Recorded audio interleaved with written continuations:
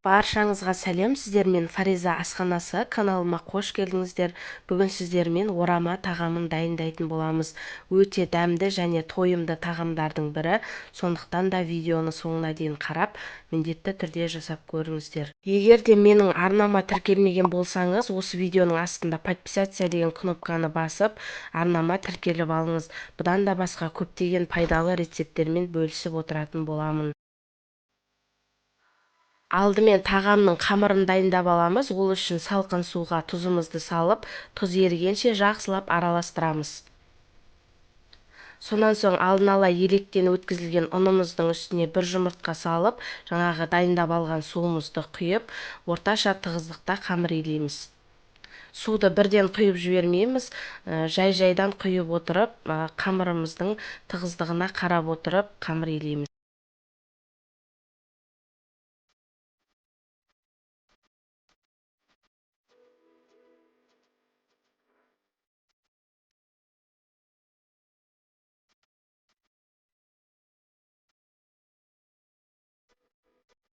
Мінекей қамырымыз осындай тығыздықта болу керек. Енді осы дайын болған қамырымызды мешокқа салып, жарты сағатқа демалдырып қоямыз.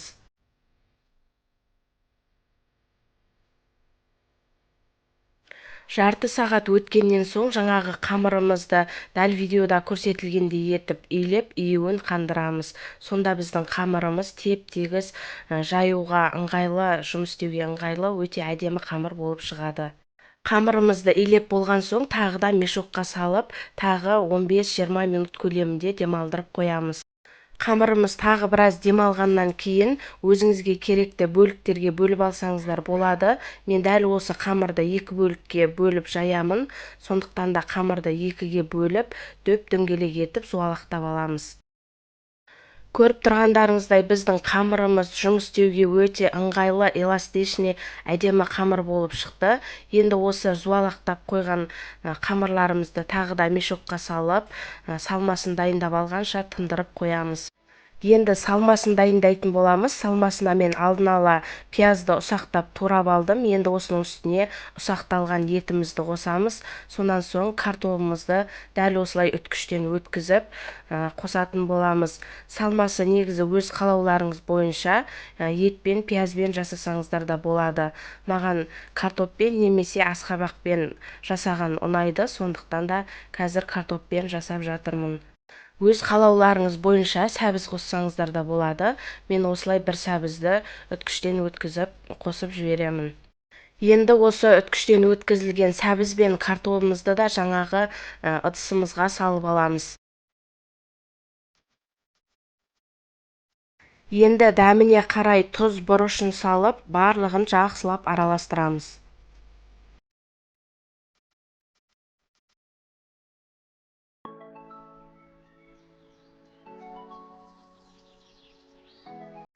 Осымен біздің салмамыз дайын.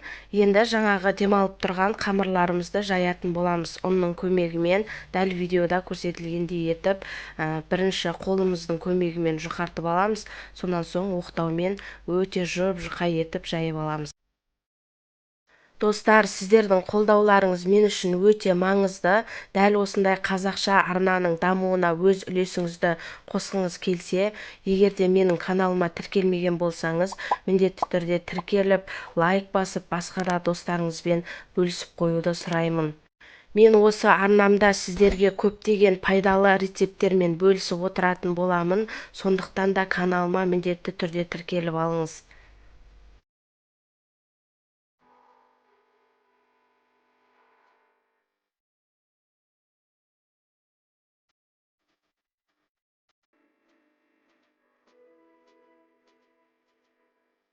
Мінекей қамырымызды өте жұп-жұқа етіп жайып алдық. Жұқалығы сіздерге жақсы көрініп тұр деп ойлаймын. Орама тағамына дәл осылай жұқа етіп жайған дұрыс қамырды. Енді жай ғана сұйық майды үстіне құйып, қамырдың барлық жеріне тигізіп, теп-тегіс етіп жағып шығамыз. Сармай немесе тоғмай пайдалансаңыздар да болады. Мен сұйық май пайдаландым.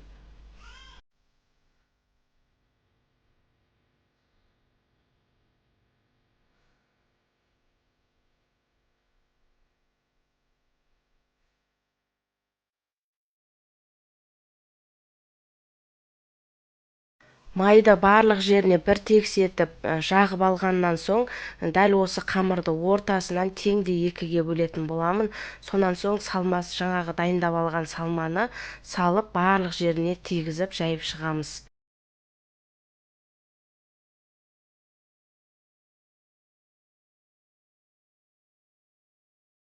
Салмамызды салып алған соң бір тегіс етіп жайып аламыз. Сонан соң дәл видеода көрсетілгендей етіп орамамызды орап шығамыз. Мен бұл жерде қазаным үлкен болғандықтан қамырды үлкен көлемде жасап жатырмын. Сіздер өз қазандарыңыздың көлеміне қарай қамырды кішірек етіп жайсаңыздар болады.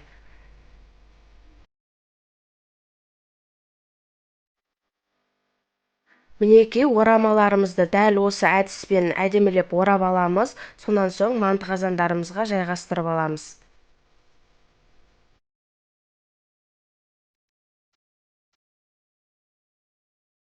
Орамаларымызды манты қазанға жайғастырып алғаннан соң үстіне бір тегіс етіп сұйық май жағып шығамыз. Сонда біздің орамамыздың қамыры кеуіп қалмай, жұп-жұмсақ өте әдемі болып піседі.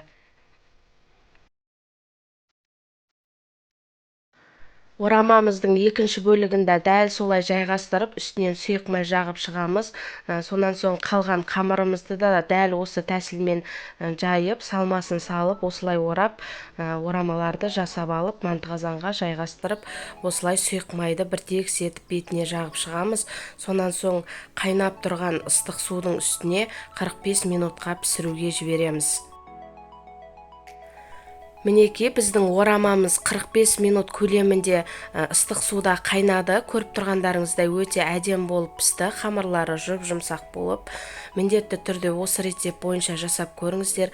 Бір жасағаннан өте әдемі болып шығатын рецепттердің бірі, өте дәмді және тойымды тағамдардың бірі. Сіздермен болған Фариза. Егер де менің видео рецептім сіздерге ұнаған болса, лайк басып, басқа да достарыңызбен бөлісіп қоюды сұраймын. Және де қоңырауша белгісін басып қойсаңыз, менің осындай салған видео рецепттерім бірінші болып сіздерге түсіп отыратын болады.